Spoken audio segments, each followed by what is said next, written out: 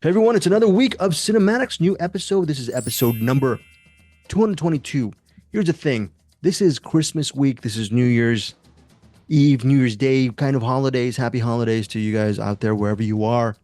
So we're doing I don't know. I wanted to take this week off, but Bruce and Eric, they want to do an episode per week. They're hard workers. They're hard workers. Bruce, why did you? I wanted 5 weeks off, Bruce, but no, it's not good for the continuity of the show. What do you think, Bruce? Work, work, Work, work work, yourself work. to the bone. Oh, so I think I'm making sort of a meet me halfway here situation. So we're not covering three or four movies this week. We're covering a movie called All of Us Strangers. So what we're going to do is we're going to do a quick review of All of Us Strangers, quick mini recommend for these two movies. You guys don't have to just quickly recommend these two movies that both of you guys saw, and then we're going to launch into spoilers on All of Us Strangers and feelings. So we're actually going to do a full-bodied discussion of All of Us Strangers. For our recommends, it'll just be a quick one, two, three punch with Eric and Bruce on why they liked Barbie or Saltburn, which two movies I still haven't seen. But let's get to All of Us Strangers. It hit theaters last week on December 22nd, and it centers on a screenwriter played by Andrew Scott. He plays Adam. He's a lonely screenwriter living in a skyrise. It's a newly done skyrise, or maybe a refurbished skyrise. And what's interesting is he is seemingly one of the only two people in this skyrise right now. And what happens is there's a fire alarm in his skyrise while he's trying to write and hang out at his skyrise. And he goes down at the fire alarm, and you can see when he's downstairs, he goes out in the open out on the outside, and you realize the high rise, there's hardly any lights except one light. Okay. And that light is the domicile of Harry, played by Paul Mescal. And from the outdoors, you see Adam, played by Andrew Scott, Adam looking downstairs through the window of Harry's. And that's where the connection begins. Adam goes back to his apartment, and then he gets a knock on the door by Harry, played by Paul Mescal. And Harry's asking Adam, like, hey, Harry has a bottle of whiskey, and he's trying to come on to Adam and really late at night. And Adam is just a writer. And usually, stereotypically, writers are very insular, introverted people. And Adam Scott plays him in a very sensitive, he's pretty much a sensitive soul. And Adam basically kindly shuts the door on Harry. So you see something going on within the first act. There might be something between Adam and Harry, maybe not. Another big part of the movie deals with Adam going into town. He's writing a story about his parents, his late parents. But when he goes into seeing his childhood home, lo and behold, he sees his parents. His parents are mom and dad. They're played by Claire Foy and Jamie Bell. So the rest of the movie deals with Adam reconciling the notion that his mom and dad are right before him in his childhood home, and it's about them trying to reconnect through this. Maybe are they ghosts? Are they an imagination of Adam's? Who knows? Adam is a writer. He has a vivid imagination. He's writing a story about his parents. This whole thing, and it's very meta because Andrew Haig is a writer too. So maybe it might be from his own life, inspired by his own life. Who knows? It's a very interesting story. Is it about ghosts? Is it a family drama? Is it a love story between these two men? Maybe all three? Who knows? Eric, your thoughts on All of Us Strangers? I think it's about bringing baggage into a relationship. We all have, people go about their lives and intersect with someone. In this case, it's Adam and Harry. And what Harry doesn't realize is that Adam's going through uh, maybe some late post-traumatic stress with his. Can we say that? Yeah, That's yeah. okay. Of his parents having passed away, and he's like, at least in this movie, he's like right in the thick of it. It had happened a while ago, When he was but 12. Yeah. yeah, and I think I could be wrong, but I think what this movie's getting at is he's finally just starting to deal with it. Granted, he sees his parents, whether they're ghosts or imagination or whatever it is, he's definitely dealing with that now, maybe finally. And just when him and Harry are having that budding relationship, and I think it plays with that idea pretty well, because you have him having his, talking with his parents. And by the way, like him, his character being gay, and then having those conversations with his parents, like, because the parents don't know they're dead yet, or they don't know that they're about to die, or the timing's really weird on that. But so they knew him as a kid, and now just automatically they get to see him as grown adult. So then they get to have that conversation, and he gets to ask questions about like um kind of take them to task on their own parenting ability, ask them questions about what they actually thought of them, and then seeing what their parents think of, like, we knew you as a kid, and now we see you as a grown adult just out of nowhere. And what do you think of me now? And that was really interesting conversations to have. And then now, is he actually seeing this, or is this all in his head? And is this something that Harry wants to deal with? He wants to have a relationship with Adam, but maybe doesn't want to deal with all this baggage, going in. So I thought this was a pretty good movie. And usually movies like this, kind of like we've seen a couple of movies recently where they have like an idea. What was the one we watched last week with Anthony Hopkins World's with Last the Session. Oh, yeah. World's yeah. Last Session. Yeah. So that movie had like the neat idea that they didn't explore. This is a neat idea that they explore. I don't know that they explored it fully, but they certainly explored it quite a bit. And yeah, this is good stuff. Bruce? Yeah, your original question was, could it be all three? I'd say, yeah, it could be all three. For me, it is. Um, I think one of the things that makes this, for me, work really well is tone management, because this is a movie that on paper, if you just describe what's happening, this could fail utterly. If it was just done slightly wrong, it could be ludicrous. And sure, it could be for some now, but I don't think so. But it's done in such a subtle and um, caring way. Like this is a movie where you feel like the author and the writer, whoever wrote it, I don't know who's the writer. Is this the director, the writer too? Uh, Yeah. Um, Yes. I Taichi think it's Yamada, based He's on a book, Andrew Haig wrote and directed it. yeah. adapted it. Okay, so Yeah. so the director, especially the way it's directed, the tone and the style of it, it's like you just feel that these characters are cared about, all of them, greatly by the person making this film. Um, and I feel like that is vastly important for how this is presented to us and how it is successful. So you talk about the beginning, Greg, and another thing I think talk about that's really interesting is the way we introduce our to the parents, right? So he lives in London in this essentially abandoned apartment complex that has not been occupied by anybody but Harry and himself. Adam and Harry are the only ones there.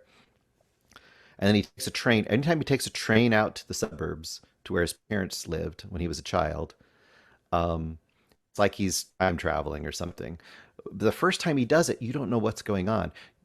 You see him go up to the house. He holds up an old photo and he compares it to the house and he's like, "Oh yes." So you know he recognizes the house, but you don't know what it is. And he's just walking around like playgrounds, and he's walking through a field. There's some man watching him from the edges of the forest, and you're not sure like who this guy is. And the guy comes up and talks to him, and it's almost like you feel like the guy is picking him up because you've already figured out that he's a gay man probably. You haven't really explored that yet in the movie, and you feel like the guy's picking him up. This guy comes up to him, talks to him a little bit, invites him back home, and then you discover like this is his father, and then you're like, well, but it seems like they're the same age. I don't get this. So it slowly kind of unravels and reveals what's going on, and then once you're in there, if you've accepted it up to that point, I think as the viewer you're in, and I know I was at that point, and it's such a gentle, slow discovery, and like you said, it works in several ways. It works as a, a tentative romance, a very tentative romance, because Adam is very fragile, and you think Harry might be too, but you're not really sure. You don't really know Harry's story as much as you know Adam's. You're learning Adam's much more directly, and then on top of that, this really interesting idea of quote haunting, right? Meeting his parents at the age they were when they died, which is, I think, younger than he is currently. I think it's like 30 years They are. before that. Yeah. He's older And now. having them, instead of having them just be like, they acknowledge him in his current state. That's a really interesting idea, that they see him now and they deal with him now. So for them, as quote ghosts, right? And I'm not going to get too many into spoilers, but that's the kind of a basic concept you have to kind of know about this movie. For them, emotionally dealing with what he's become is a really interesting idea, which I haven't really seen explored in movies. Whereas they're not just plot devices. They could be just pure plot devices that don't have anything at stake for themselves, but they actually have stakes for themselves, which I think is very interesting. Yeah, this is a pretty immersive movie. Did you guys really, this is considered one of the best films of the year, and I think it works. I was saying on our Cinematics Facebook group, technically it's a beautiful looking movie. So if you want that visual immersion, I think Eric, in one of your interviews, I think for the mental state, you asked, what does the colorist do? Whoever the colorist was in this movie, it looks beautiful. And like Bruce was saying, it keeps this really strong tone throughout the movie. You don't feel like you're being, you don't feel like the director has lost his muse or, most importantly, his focus throughout the entire narrative. It is really locked in. By 20 minutes in, I was thinking, okay, so parents are passed away, they're ghosts, they had a nice conversation. There's there's about 70 or 80 minutes left. What's next? Right? I mean, that's the whole story. Well, wrong. You it continued to immerse me in the entire story. Third act, don't want to say what happens, but was surprising because it's, Eric, to your point, it's not a spoiler to know that the parents have passed. That's already in the trailer. It's already in the reviews. You're gonna have to talk a little bit about the movie, and I understand the concern with that because, like Bruce, you were saying, if you don't know anything about All of Us Strangers, it's actually a better experience if you don't know who these people are. Let's just face it, okay? But even with that, it's still an immensely enjoyable film. Yes, Eric. I would probably go the other way. I think it's better to know because if you don't know what's happening, because I know I didn't, and I was confused like a lot. Yeah, like the first 20 minutes. It wasn't like, until, oh, I get it, and then I kind of would rather have seen the Oh, trailer or have known that that's where it was going because early on I was just lost, and then once I figured out what was going on, it wasn't like, oh, that's a cool surprise. It's, oh, okay, now I know what this is. oh, that's Now interesting. I can relax. Yeah, Bruce. I was gonna say, I kind of agree and some agree with Eric because I know how Eric, a lot of these kind of movies can kind of be like, oh my gosh, when is something going to happen? Right? I can feel that. And in the beginning of this movie, if you don't know why the things are happening, it doesn't make feel like anything's happening. Although stuff is happening because when you know where it's leading, it all is adding up to that. But until you know that's his parents, you're like, what's going on? What are we A, doing here? a perfect example is Petite Maman, and this has a Yes. lot, a Yes. ton in common with Petite Maman, where like early on, like the first time I saw Petite Maman, I was like, oh, indie porn, I hate this.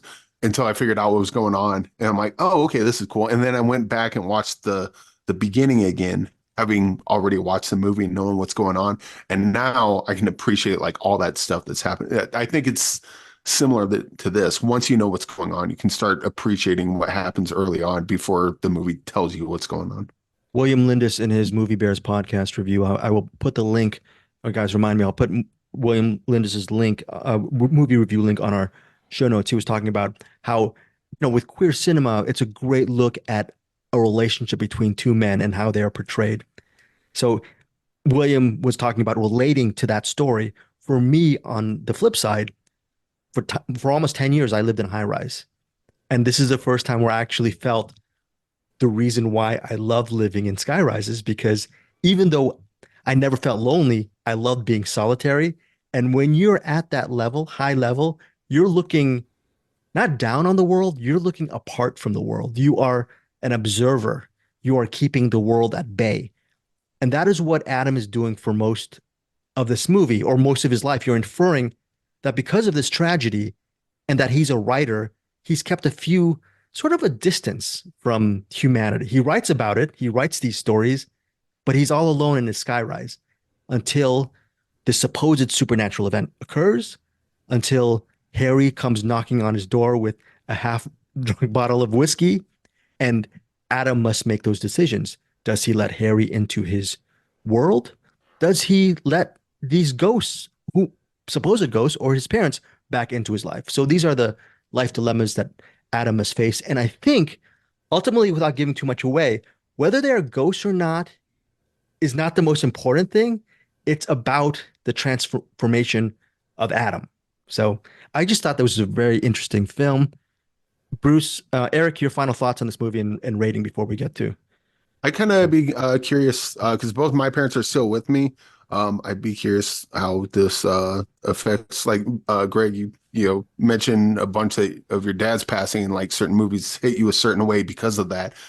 Um, I don't have that because again, both my parents are still with me as we currently speak. But I'd be curious of kind of how a movie like this affects you, or do you kind of fantasize like, oh, if I could go back Don't and ask me personal questions anymore, Eric. I'm the one who's okay, supposed to ask personal questions. all I'm just right. kidding. I'm kidding. I'm kidding. You and I, they're interviewers. Don't ask. Don't turn the tables on me. We're part of the whole brothers in arms here. No, but yeah, definitely affected me, Eric. Bruce, your rating on Yeah. thoughts. My rating is 5 stars on this one. I think it's amazing. I'm not going to go through all the scenes, but I do want to highlight one scene without talking about it specifically what happens in it, other than to say there's a scene between ghost dead father and son where you have not only the question of acceptance, and I won't say where that goes, but you have the question of the father discussing and acknowledging how he maybe mistreated or treated his son as a youth, and how that goes forward. And I think for any parent and child relationship, the idea of acknowledging maybe the mistakes that you made or the harm that you did, whether it's with a gay child or not gay child, that's a pretty powerful scene. There's several powerful scenes, but I just want to call that one out as Well, especially powerful, I thought. well, I'm not going to one up you, but I'm going to add to this. There is a scene with Claire Foy as Yeah. mom, and she's talking. And you guys both know what scene I'm talking about. She's telling Adam about, well, it would have been cool if we could grow. It's about growing as Yes. not growing as a child, but also growing as a parent. You're not the best mom and dad when your baby's born. You grow into it, right? Don't you? Hopefully, Bruce, you know better than Yes. me or Eric. Yes. Yeah. So, Yeah, no, I think there's a lot of sensitivity all the way around with that, with parent and child relationships. And do we agree this is probably the best use of Pet Shop Boys in a Christmas scene ever in the history of cinema? 100%, Probably. 100%.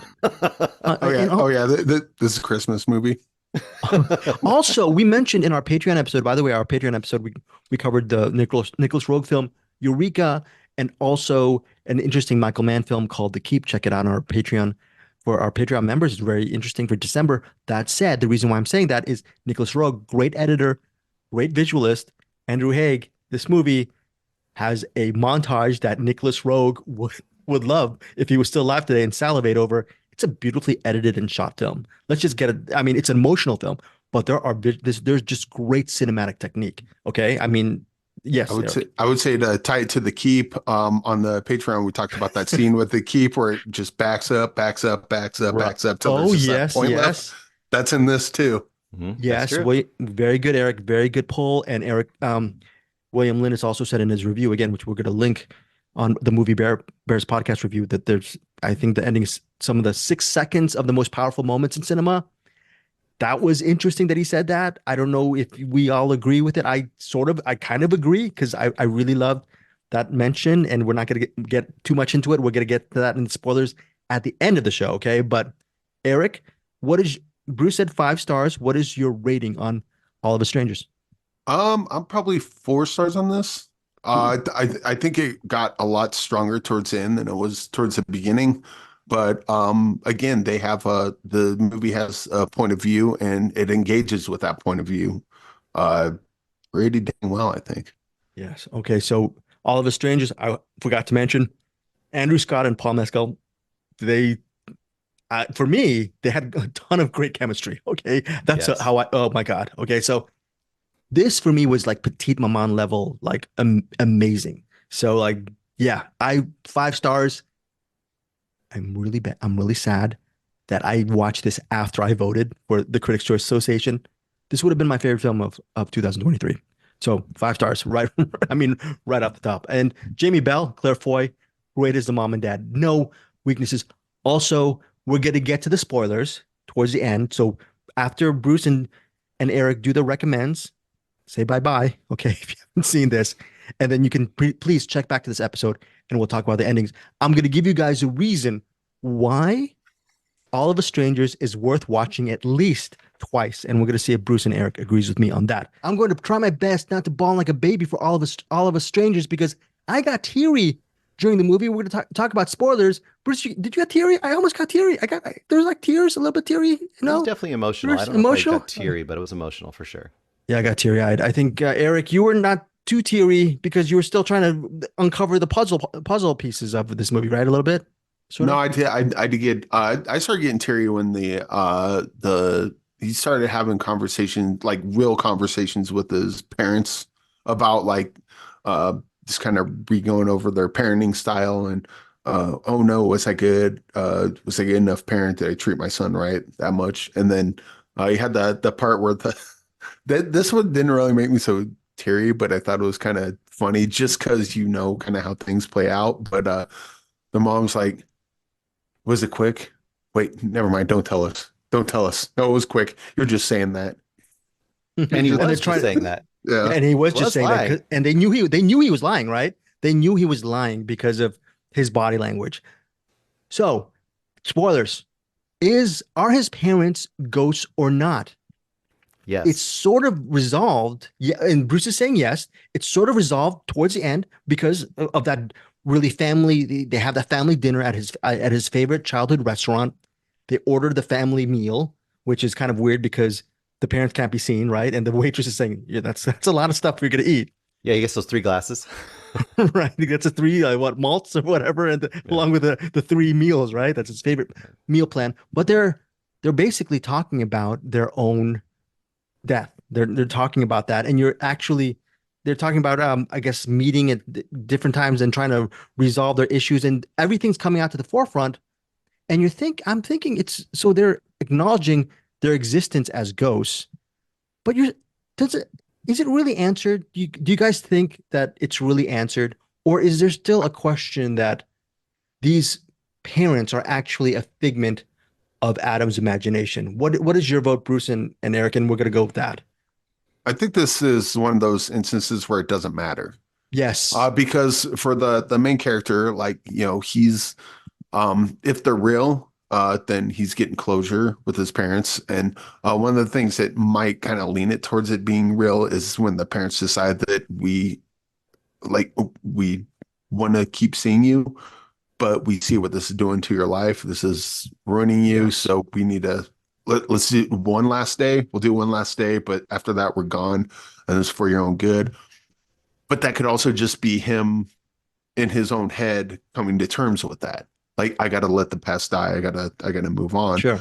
So this is a situation where I don't think it's important whether or not they're ghosts or figments of his imagination. I think what's important is how his past is affecting his life now, and him kind of leaning into that is potentially ruining his life. As much as he's getting closure, you want to get the closure and move past it, but he's in danger of not being able to move past it and then ruining his life as it currently is. That is a strong argument, Eric. Bruce, do you co-sign on that interpretation of the film, or are you pretty clear that they are ghosts? Well, I think they are ghosts. I agree, though, that it doesn't matter for the emotional stakes and the emotional journey he's taking. Like, it works either way. So it really is just a choice you make as a viewer. I do think it's interesting the fact that they're not the only ghosts, though, because, of course, Harry's a ghost as well. Um, That one my, broke me. That towards the yeah. end. And then my question is Adam a ghost?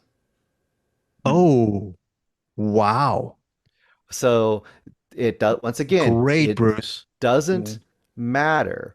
But why is he able to see all these people that passed along? And it is essentially, is it like a sixth sense, but not spelled out to you, where the reason he's seeing all these ghosts is because essentially they're helping him pass on. So that the final moment of the movie is him basically in peace forever together with his true love, Among the stars. both dead in the stars. Bruce. Yeah. Wow. What So a it's like reading. Inception. And that's Oh, why they're okay, both here we go. Yeah. that's why they're both, it's Yeah. like a ghost story kind of, right? They're both, that's why they're both alone in this apartment complex. Yeah. It's like they're kind of in Holy. a purgatory. Yeah, it's like Inception. It's like, does the top fall or not? And it's like it doesn't matter because DiCaprio was Yeah. dead the whole time. So His wife came to sleep to try to bring him So back. my reading is And so, oh yeah, the only reason he sees any of these other ghosts, the only reason he can see any of these other ghosts is because he has died. So the beginning of the movie is his death. We don't know how he's died. They never show us that, that's but he's great, Bruce. but he's dead. Wow. I just changed my star rating. Wow. That's amazing. And also because the dance sequences when they're in the club, Yeah. it's all montage, right? And it's all like you said, it's a fever dream. What happens how do these fever dreams occur? They occur sometimes in your subconscious, right? And sometimes Yeah. they're not actually etched in reality, right? Right. He's the only one in the playground, and I mean in Yeah. that grounds area, and he's the only one in the train Yeah. until he sees his younger self and that person next to him, right? Yeah. But wow, blown Well, away. of course, there's Bruce. a scene where the parents see Harry when he brings Harry over. Is it Harry, right? That's the name. I guess Yeah, right. yeah. He No, brings Adam, Harry. Adam. Oh, yeah, bring Harry over. Yeah, Paul he Mescal. brings Yeah, Harry over to meet them, and even though he can't get in the house, and Harry's like freaking out, like, "Why are you bringing me here? They're supposed to be dead." But then there's that moment where they look out the window and they see him. So that's a moment where you're identifying, and that's the moment where you're kind of like, "Wait, why do they see him? Or why does he see them?" And they see him because he's a ghost. That's also why they see Adam because he's a ghost.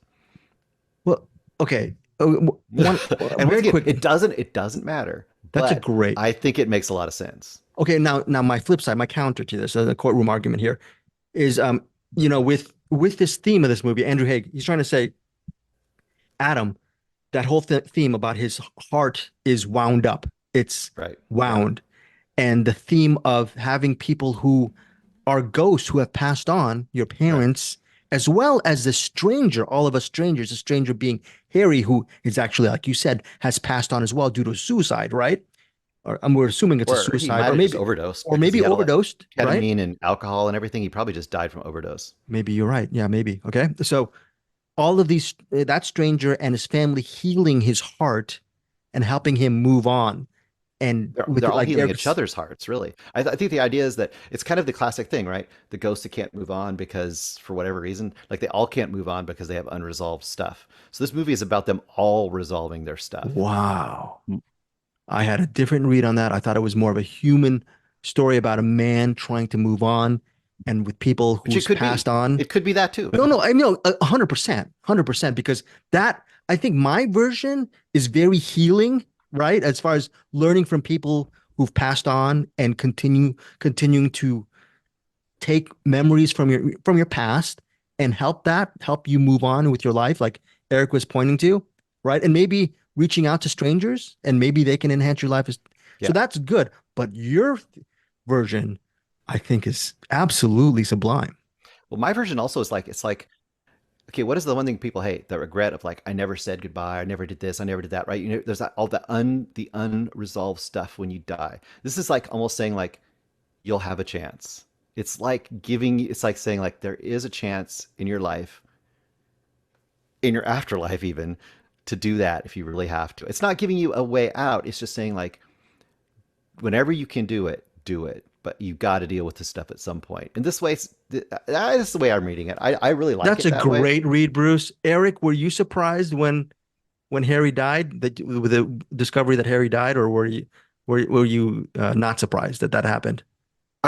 Honestly, I didn't know. I'm surprised now. Oh, wait, Like, you weren't surprised when you saw Harry die? You weren't surprised when you walked into the room and Harry was dead? no, I like what like Bruce's whole take on it is Oh, no. kind of recontextualizing everything about the movie. Oh, no, but And so what I'm getting at is that like you have like certain movies that do that. They like turn or do a little twist or whatever. And that's fine. But then does the twist add anything to the story? And I think in this case it does, because you have what the movie's about, and then now you have the new context, and then Bruce just brought up a third context to it, and all that is not only equally valid, but they touch on different, like when you recontextualize it, it brings up different ideas of what the movie could mean. Mhm. That's deeper ideas that it can mean, not just, "Ooh, are they dead? Are they alive?" Like, that, maybe it's a cool twist, but does it add anything to the emotional weight of the story? And I think in this case Yeah. it does. And to me, the reason it really worked for me, and I had to kind of think about it afterwards, is just like that final shot of them going into the stars, basically. It absolutely Yeah. worked with the way I read it. Like it just literally worked with the way I read it. So Wow.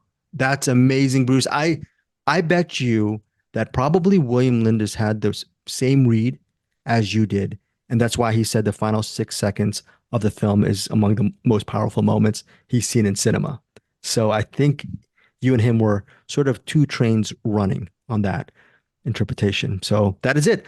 I, Listeners, oh yeah, go ahead. I just changed the star rating again. You just changed this.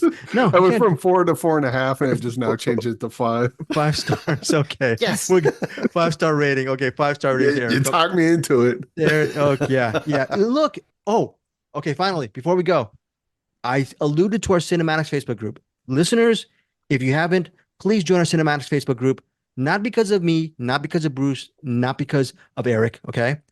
Because of people like Ken Cunningham, Andrew Dykstra, and just so many people, Angie Clark. It was Matt Stillman. Matt Stillman, by the way, gave this only 3 out of 5. He thought it was more of like a stage play, All of Us Strangers. I'll take him aside. I'll put him through the Bruce treatment. We'll get him.